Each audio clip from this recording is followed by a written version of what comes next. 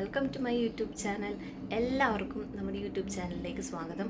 അപ്പോൾ ഇന്നൊരു day in my life ചെയ്യാമെന്ന് വിചാരിക്കുകയാണ്. നമ്മുടെ യൂട്യൂബ് ചാനലിലെ ഫസ്റ്റ് ലോങ് വീഡിയോ ആണ്. അപ്പോൾ അതിനു മുമ്പ് തന്നെ ചാനൽ ആദ്യമായിട്ട് കാണുന്നവരുണ്ടെങ്കിൽ ഒന്ന് സബ്സ്ക്രൈബ് ചെയ്യാം കേട്ടോ. അതുപോലെ തന്നെ നിങ്ങളുടെ നിർദ്ദേശങ്ങളും അഭിപ്രായങ്ങളും എല്ലാം കമൻസിലൂടെ പറയണം കേട്ടോ. നമ്മുടെ ഡെയിലി എന്തൊക്കെ കാര്യങ്ങളാണ് നടക്കുന്നത് നിങ്ങൾക്ക് കാണിച്ചു തരാം. ഇന്ന് നമ്മുടെ വീട് കാഞ്ഞൂരാണ്. അപ്പോൾ കാഞ്ഞൂർ പള്ളിയിൽ നിന്ന് എല്ലാ വീട്ടിലേക്കും അമ്പ് കൊണ്ടുവരാണ് കേട്ടോ. അപ്പോൾ അമ്പ് കൊണ്ടുവരാനായിട്ട് അപ്പനും അമ്മയും കെട്ടിയോനും കൊച്ചൊക്കെ പോയേക്കാണ്. അപ്പോൾ അമ്പ് കൊണ്ടുവന്നിട്ട് ബാക്കി വിശേഷങ്ങൾ കാണാം കേട്ടോ. അപ്പോൾ ദേ അമ്പ് നമ്മുടെ വീട്ടിലേക്ക് വന്നിട്ടുണ്ട് കേട്ടോ.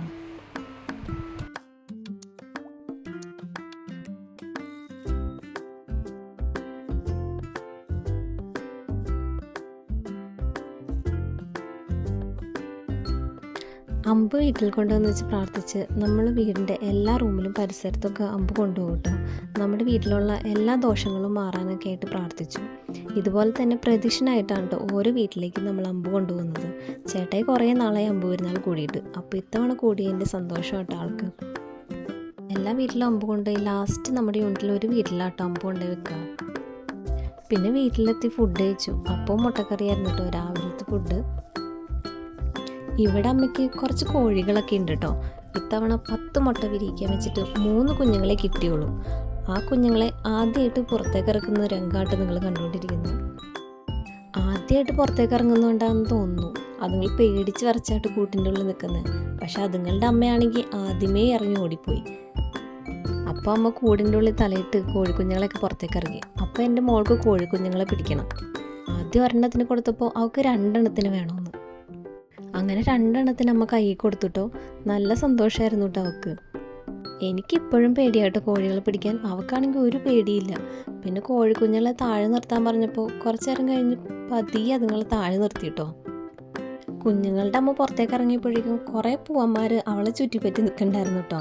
അപ്പോൾ ഞങ്ങൾ അതൊക്കെ നോക്കിയിരുന്നു. കുറച്ച് നേരം കഴിഞ്ഞപ്പോഴേക്കും കോഴിയുടെ അമ്മ വന്ന് കുഞ്ഞുങ്ങളെ തൊട്ട് കഴിഞ്ഞാൽ കൊത്തുമെന്ന് പറഞ്ഞ കാരണം കൊണ്ട് അവൾ താഴെ വെച്ചെങ്കിലും അതുങ്ങളുടെ പുറകെ പിന്നെയും നടക്കുന്നുണ്ടായിരുന്നു കേട്ടോ വേണമെന്നൊക്കെ പറഞ്ഞിട്ട്.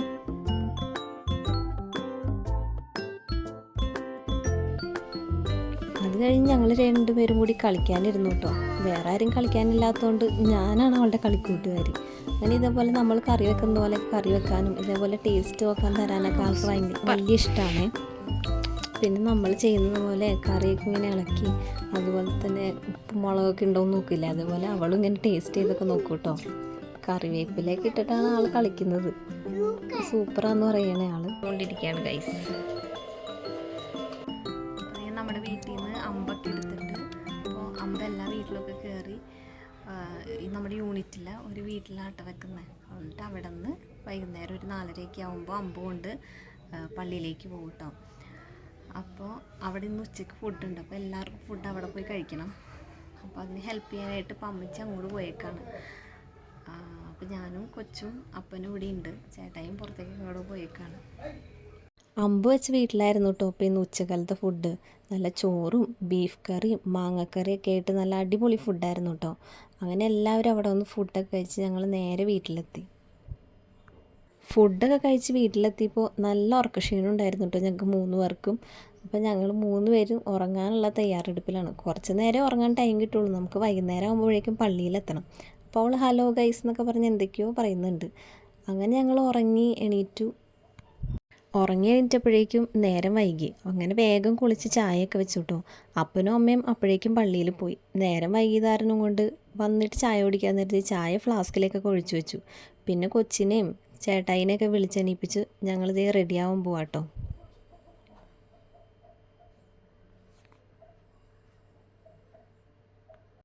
അങ്ങനെ ഞങ്ങൾ പള്ളിയിലെത്തിയപ്പോൾ കൊടി ഇറങ്ങി തുടങ്ങി കേട്ടോ. അങ്ങനെ ദേ 2026 പുണ്യാളൻ്റെ പെരുന്നാളിന് കൊടി ഇറങ്ങുകയാണ്. ഇനി 2027 പെരുന്നാളിന് വേണ്ടിയിട്ട് ഞങ്ങൾ കാത്തിരിക്കുക കേട്ടോ. അപ്പോൾ ദേ കൊടി ഇറങ്ങുന്ന ടൈമിൽ ഈ കളർ പേപ്പർ പോകുന്നതും അതേപോലെ തന്നെ അതിൻ്റെ ഇടയിൽ കൂടെ ബലൂൺ പറന്നു പോകുന്നതൊക്കെ കാണാനായിട്ട് നല്ല രസമുണ്ടായിരുന്നേ.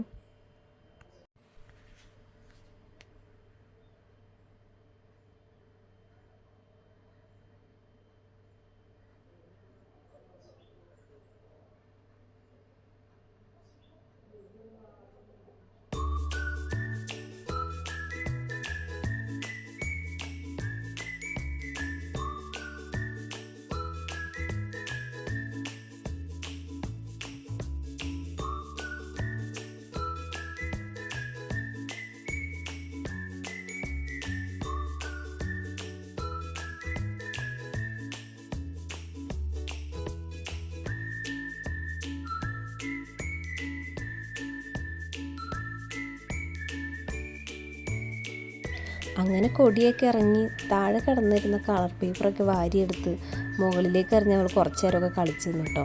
അപ്പോൾ തന്നെ കലാശക്കൊട്ട് തുടങ്ങിയിരുന്നു. കുറേ നാളുകൾക്ക് ശേഷം ഇന്നാട്ട് ചെണ്ടമേളമൊക്കെ ഇങ്ങനെ നിന്ന് ആസ്വദിക്കുന്നു. മോള് ജനിച്ച പിന്നെ ഈ ചെണ്ടമേളത്തിനൊന്നും നിൽക്കാറൊന്നുമില്ല.